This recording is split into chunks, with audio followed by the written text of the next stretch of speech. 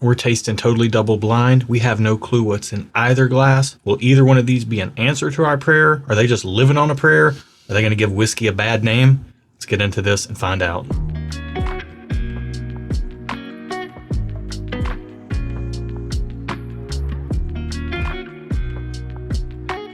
Welcome back to Stuff and Whiskey. I'm Erin. I'm Josh. If you're new around here, I'm the whiskey nerd and a little bit more loose with the purse strings. Erin is more of the social sipper and a little bit more frugally budget-minded. So Yes. Keep that in mind for later on when we find out the price on these and react to that versus what we've just tasted before we find out what we're drinking. But as it stands right now, we have no clue what's in either glass. And I'm already confused because I thought for sure when I threw out Living on a Prayer, I was going to get a song out of Erin. But I was being professional. because that's what we're so What good are we at going to doing. do here today? We're going to taste these. Okay. Give them ratings, let you know what we think about them compared to each other. Maybe it's something that's available versus allocated. Maybe it's something on the shelf versus something else on the shelf. Or maybe it's just Is a it curveball. Elf on the Shelf? It's not an elf. It's a whiskey on the shelf. Maybe. Or it's just in here to keep us on our toes and it's a curveball matchup, but they were drawn at random from our blind sample pool full of a bunch of different matchups that have been put in here for one reason or another. Yeah. We'll speak to that a little bit later, but let's not delay. Okay. Let's get into some whiskey. Let's do Cheers, it. y'all. It smells like bourbon. Ooh, yeah, I think this smells like nice sweet bourbon. It does smell sweet. Heavy caramel and like caramel candy. It's leaning into that vein for me. Yeah. There's a little bit of a funk on it, which is good. Like just ever so slightly funky. Are you getting a little bit of an ethanol-y edge? Yeah, like nothing is jumping out. Like it smells like good whiskey. Maybe some nail polish. Because of the alcohol? That's about Yeah. it. I'm not getting a ton. I'm going straight down candy bar lane here. Okay. Caramel, peanut, a little bit of chocolate. Cheers.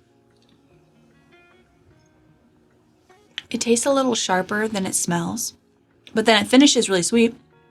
Mm-hmm. Ooh, It hit you with spice right up but front. a little sharpness on the back too. Now, you can't trust the first sip, but Okay. I am surprised by how much spice came through, which maybe I shouldn't have been because we were getting a fair bit of alcohol What do you on the mean nose. when you say spice? Just pop rocks all over Really? the tongue immediately. I'm not getting that at all. I got sharp though. Okay. I'm not getting like multiple sharps. I'm getting one sharp. No, I'm getting lots of sharps. Okay, let's try it again. Can't trust that first sip. Ooh, I got a little hint of grape, like a grape nerd, kind of. Really? Kind of. Okay. I could kind of see you there. I'm not going to meet you all the way Yeah. because what this has hit me like is maybe grape jelly, like a really cheap artificial grape jelly. Okay. But I'm getting a lot of peanut butter. But it's hard to say peanut butter because when I think of peanut butter, I think creamy. This is coming through with some sharpness still, some spice. It feels like it's just, now, I was going to say lighting my tongue up. I think that's fair. Feels like a poke on my tongue. It's got some pop to it. Yeah. I think that's like fair to say. A fork on my tongue. Wow, that does not sound pleasant at all.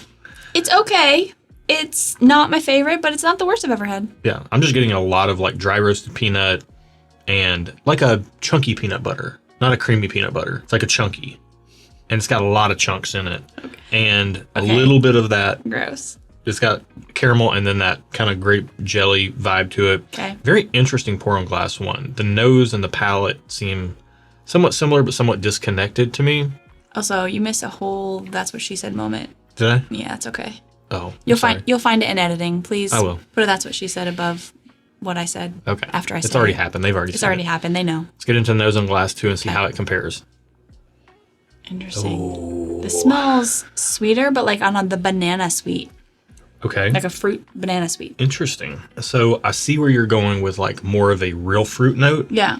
but this to me smells fluffy, Oh, and interesting. it smells like this kind of powdered sugar donut. When I think fluffy, I kind of think in that vein, but not like the cheap ones that are in the package because those aren't powdery. They're not light. Those are cake donuts. They're not fluffy. Yeah, this is like fried dough with. So like a funnel cake? What is powder? Yeah, what's powdered sugar?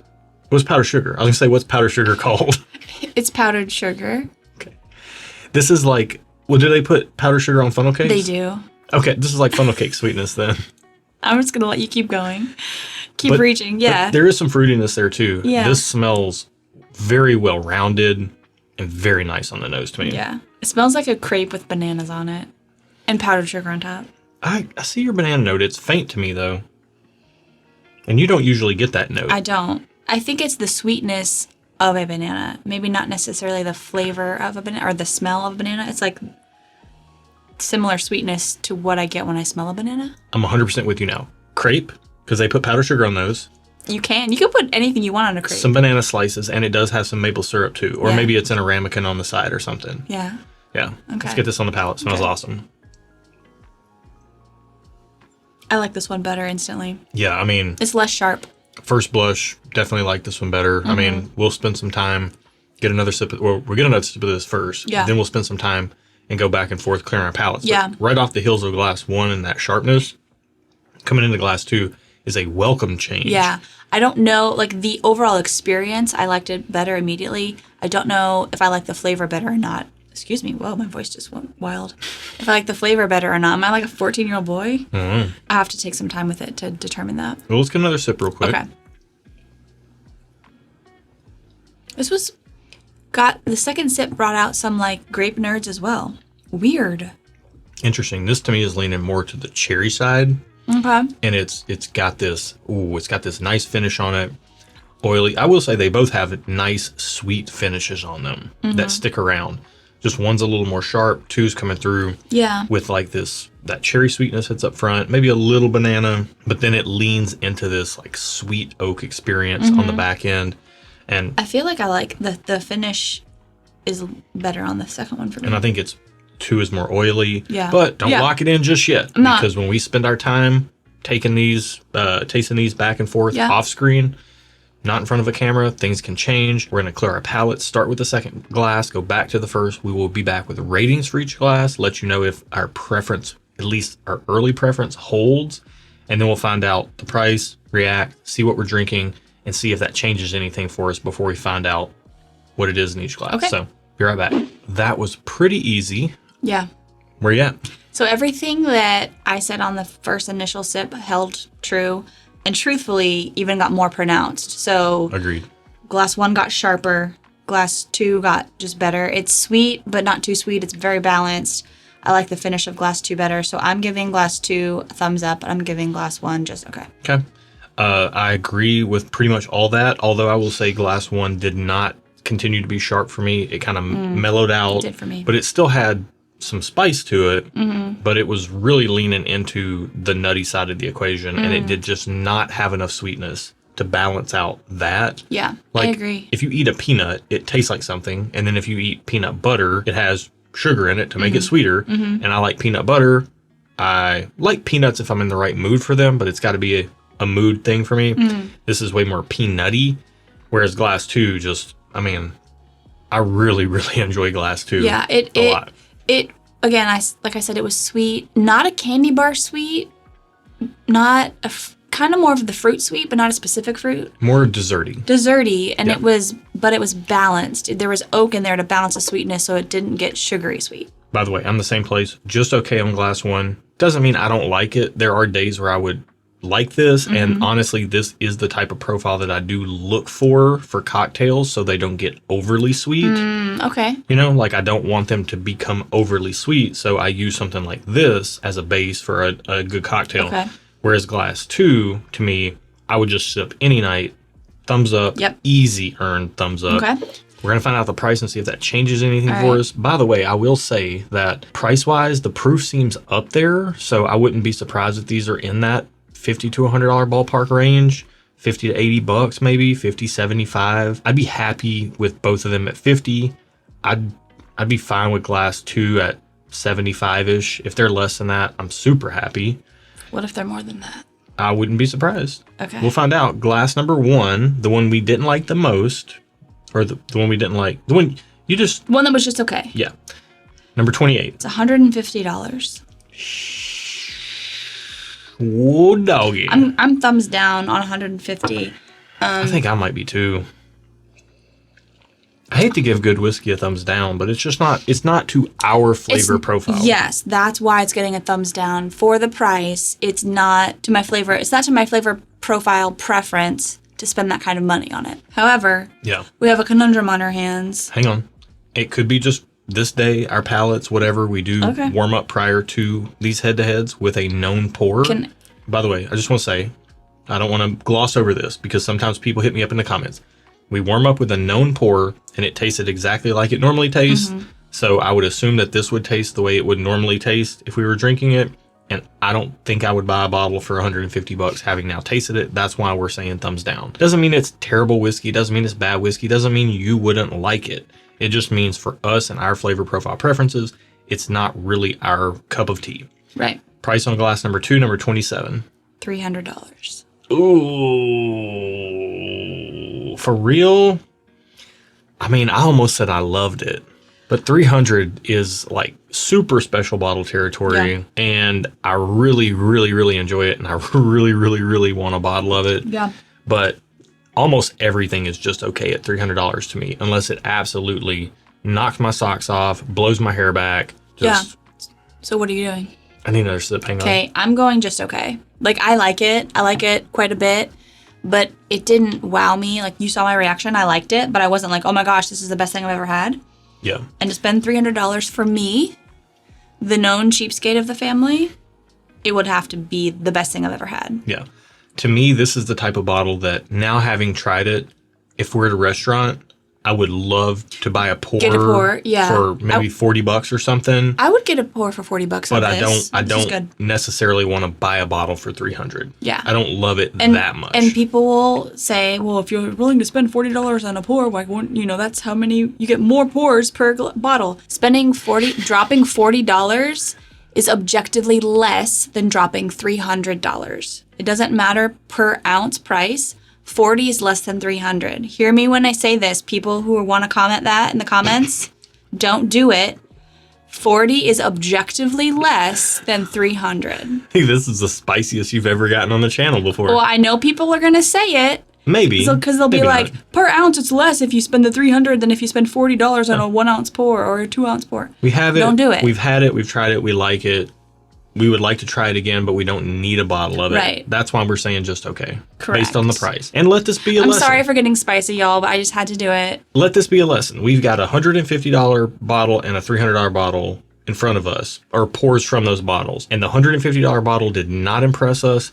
The $300 bottle we really liked because it's in our flavor profile wheelhouse, but it didn't bowl us over enough that we're ready to go out and buy a bottle. Now, maybe they're limited, maybe they're special, maybe there's some type of reason why they cost what they cost, but just based on what's in the glass and how it tastes to us before we ever even knew the price, that's where we landed. So let's find out what we're drinking. Okay. Our least preferred glass number 1, number 28 is... Whoa. Russell's Reserve 13-year. Glass number 1. Batch 2. Okay, now, people do say that glass number 1, the batch 2 of Russell's, is the worst batch of all the batches, which, if you're into all this and you're super nerdy like me, look at the laser code on the back lower bottle, like the tramp stamp area of the bottle. It should have like an LL/LJ or something like that. That's Russell's? Yeah. It's so nutty. It's sharp. It's sharp. Sharp, spicy, surprised. Nutty. Now, I can smell the turkey funk now. Can I have the rest of yours, by the way? Sure. Okay. But I can even get a little cherry now that I know that it's turkey, but I didn't know any of that information beforehand. Wow. You said you got cherry on the second one. It's so nutty. Yeah. The second one was easy winner. Glass number 2, number 27 in our pool. This is Russell's Reserve Single Rickhouse CNF. Oh. Is that like a very highly coveted bottle? Because it's very expensive, so it must be. Oh, boy. Oh, boy. Well, guess what? People are going to come at us in the comments. You know what? That's fine. We can only speak to our taste. Okay. Here's what we've determined today, right? Russell's 13 is very spotty for us in blind tastings. Oh. It leans bitter. Tonight it leans spicy and nutty. Yeah. Depending on the batch, like Russell's 13's all over the place. Yeah. We've picked Rare Breed over Russell's 13 in blinds before. Certain batches of Rare Breed that have age on them and are very good, we've picked those over Russell's 13 because Russell's 13's been drying. We've had Russell's 13 deliver for us in blinds too, but it is very inconsistent. Yes. So now that it is up to 150 retail, suggested retail, and a lot of stores are marking it up to 300 or more, I would not be inclined to splurge on a Russell's 13. Because we could love it or we could hate it, and we've just lost that money. Based on... And we don't have that money just to to potentially lose. Based on probably a half a dozen blind tastings now with Russell's 13, I would say that I'm not willing to splurge on that product. Now, CNF, Single Rickhouse, I have loved that every time I tried it. Now, CNF doesn't have that super concentrated, heavy-handed, like bourbon extract thing that I love for $300, which is what usually, even if I know I'm drinking it, that's what marks it down a little bit for me. Yeah. But it is a fantastically crafted bottle of whiskey. Is this one that people say is good? Yeah. Okay. Yeah. Gotcha. And a lot of, I mean, this tracks kind of, most people think CNF is very good. Pretty much everybody agrees. Most people agree it's better than Russell's 13. And a lot of people say this is better than Generations, but not for me. Generations has that bourbon extract note that I think is better than both of these, even combined. I'd rather have one bottle of Generations than a bottle of each of these, personally speaking. Well, I want to say that the Russell's 13 was thanks to Mike James. So thank you, Mike, for giving us that. Thanks, Mike. And then the Russell CNF is thanks to Bill and Delia Kavanaugh. So thank you guys Man. for sending us those. What a matchup. Yeah, that's wild. What did I say at the beginning? Were they living on a prayer? Where they give love a bad name? Yeah. What did they do? I think Russell's 13, for us, might give love a bad name. Because a lot of people love Russell's 13. I feel like Russell's 13 and us, we have a toxic relationship. We're like a toxic relationship because sometimes we love him, Russell 13, we love you, and then sometimes we don't. Sometimes he's nice to us and sometimes he's mean to us. Here's the thing. There's people watching right now who've tried Russell's 13 and it's one of the best bottles they've ever tried. Maybe they splurged on it. Maybe they love it. Put it in some blind tastings. Be willing to let what's in the glass tell you whether you like it or not versus letting the label decide or influence you at all. Also, if it's something you want to test, truly do it like a double blind. Don't do a single blind. So we have a blind sample pool. So we don't ever know what we're getting. Like, there's so many samples in our pool. Have someone else pour you some. I don't know. Figure it out. Man, that's... Double blind. That is... It's the way to go. If you really want to test whether you like something. That batch 2 of Russell's is very nutty. It's almost a Jim Beam level of nuttiness. Whereas CNF... Okay, anyways. This was a ton of fun. Hopefully you thought so too. You didn't make the whiskey. We didn't make the whiskey. Yeah. We're just commenting on what we're tasting. So... Let's not get our feelings hurt. Just be polite. You can disagree. We welcome disagreement, but don't be rude in the comments below just because we didn't like Russell's 13 all that much, especially for the price. It's how it goes sometimes. Yep. Look, if we wanted views or numbers or all that stuff, we would do things differently, but we do this to give you the most unbiased opinions possible. And if you like that sort of thing, if you value unbiased opinions over confirmation bias, then subscribe to the channel. Yeah, and I'd love to have you. If you want somebody that's just gonna look at a fancy label and prop it up, then we're probably not the channel for you. Yeah. But hit that bell. That will help you know we're going live. We do those once a month. What else am I forgetting? Oh, our Patreon community. I can't possibly forget our Patreon community. The best people in the world on the face of planet Earth. Check them out down there in the video description below. Join in. We do a ton of fun stuff. I think Russell's 13 is by far the most shared sample in the entirety we of our do Patreon blind community. tasting, like blind tasting events in our Patreon community, and people will share samples, and Russell's 13 is one that usually gets sent in some sort of blind for someone somewhere. Yeah, it's wild. It's how much that wild pops up to see what people think about it too. Certain batches have finished first, other batches have finished dead last in front of a bunch of shelf products. It's a ton of fun. Check that out down there. That's also where we do our barrel picks. You can get involved in our extra content, the pop-up live streams that I do where I get really whiskey nerdy, all kinds of stuff over there. Anna, if you like this shirt and you want to give a thumbs up to this video, do that, like we said. Yeah. And you can also check out this shirt on stuffandwhiskey.com. So I think that's it. That's it for today, y'all. Be good to each other. Thanks for tuning in. Until next time, cheers. Gobble, gobble.